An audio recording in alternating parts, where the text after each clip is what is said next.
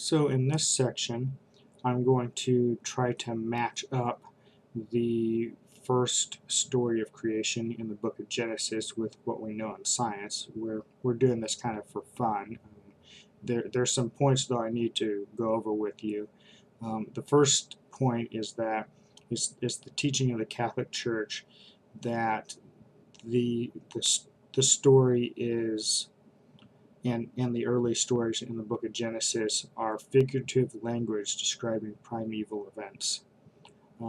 Just to give you an example, the Jews at that time of writing the story, a day to them was when the sun came up and when the sun went down. So a day was measured by the sun. But in the story of creation, the sun wasn't created until the fourth day. So those listening to the story in the early times would have known, well, the time period must, of a day must be figurative, not literal. There's another example from the book of Genesis where, and actually let me read this passage to you. From that tree you shall not eat. When you eat from it, you shall die. This is what God is telling Adam and Eve. And later on, Satan asked Eve, well, what will happen if you eat from that tree?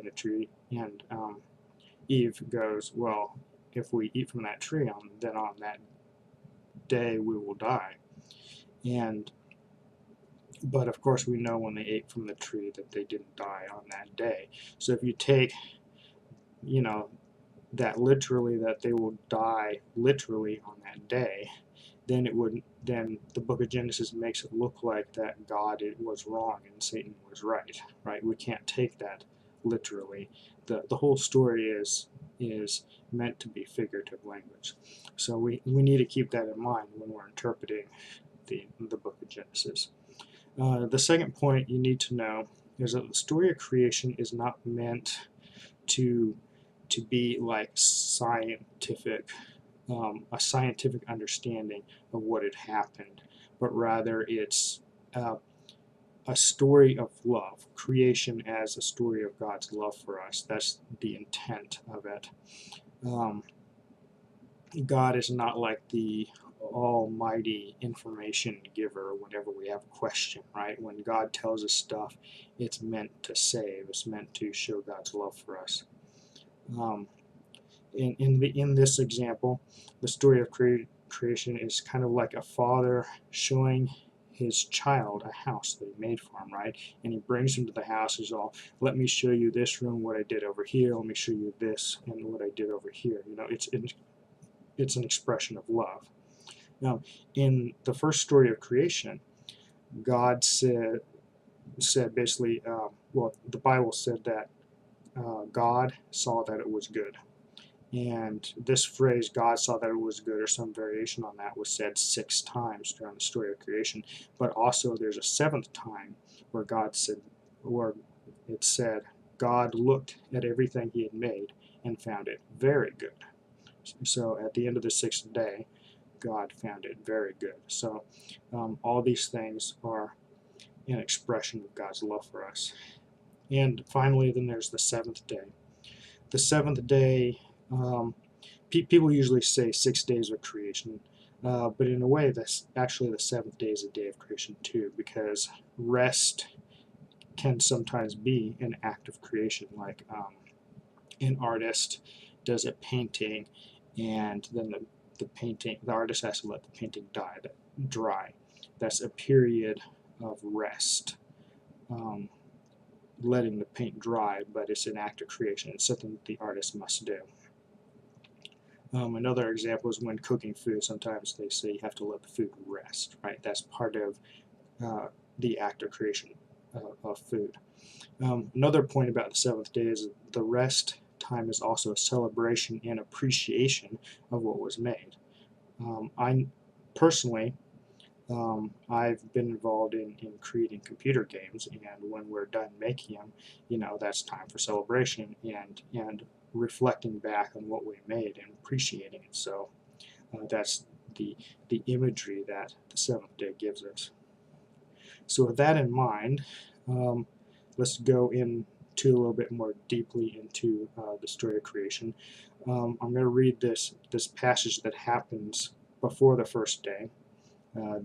It goes, and the earth was without form or shape, with darkness over the abyss. So it's telling us what it was like before creation, right? And there's two things it was like. There's no form, and then there's a void that was not filled, right? There's a darkness, emptiness, abyss. That's the void thing.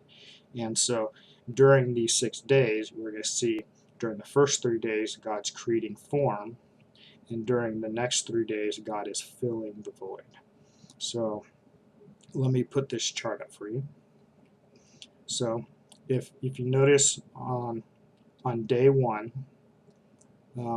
we create light, right? That's the creating of the form, and then we go to day 4, which matches up to day 1, and we have creation of the sun and the moon and the stars, the filling of the void. In day 2, water and sky is created. In day 5, now they're being filled with sea creatures and birds. In day 3, the earth was created by separating it from the sea, and then day 6, the earth is being filled with the animals. So that's how the 3 days match up, creating a form and filling the void.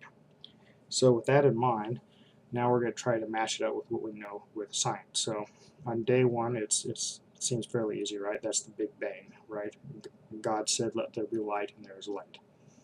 All right, day 2. I'm matching that up to 377,000 years after the Big Bang. It's at this point that scientists believe that atoms began to form. And also, at this same time, they believe that the universe started to become transparent. And what that means is that normally when a photon of light is traveling through space, it would not be able to travel very far before it hits some other particle, right? So if you were to try to see in that universe, you would only be able to, you wouldn't see off in space. There'd always be something in your way. But at that point, a photon of light could continue on forever without hitting anything, and that's what it means by the universe became transparent at that point. So we have atoms began to form, that matches up with water, and the universe becoming transparent, that matches up with the sky.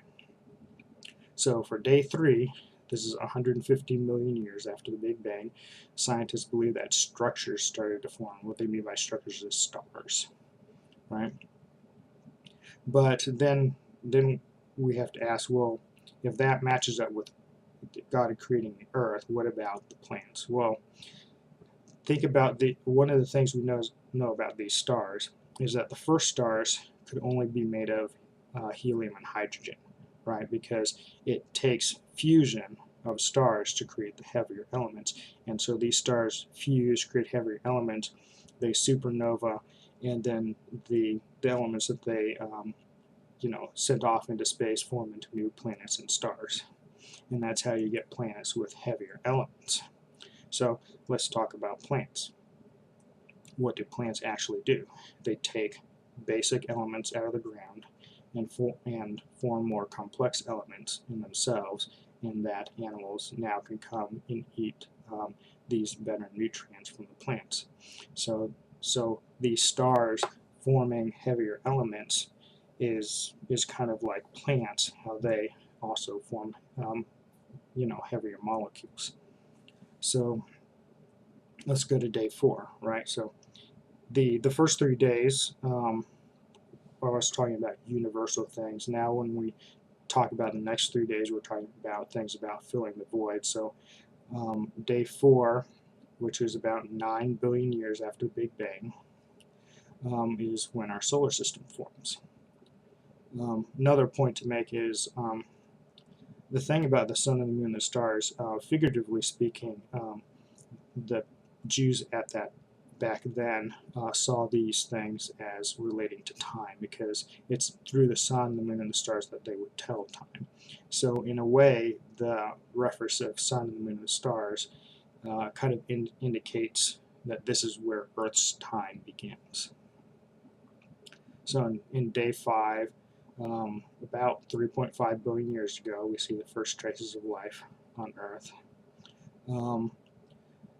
Some people believe, in the case of evolution, that sea creatures went to land animals and land animals went to birds. And so in here we have birds be created before animals, which also makes sense, right? Think about fish evolving to birds first and then to land animals. And it's interesting to note that we're just learning that dinosaurs were actually very bird-like and in fact were covered with feathers. Anyway, so moving on to day 6. So humans, the humans that are responsible for civilization started about 3500 BC. And in fact, what we know is that humans began in the area of Mesopotamia at about that time, which happens to be also in the same location and time that the Bible places the story of Adam and Eve. One last thing I want to point out is that the first story of creation tells us how the universe came to us in stages. And so what I'm also showing to you here is that science happens to also tell us that we came to where we are now through stages. All right, so that's how I match it up. It's not necessarily right, but it's not necessarily that we even know how it's to be properly matched up, because this is really supposed to be God's story of love for us. So on the next part of creation, we're going to go over some of the other interesting stories in the book of Genesis.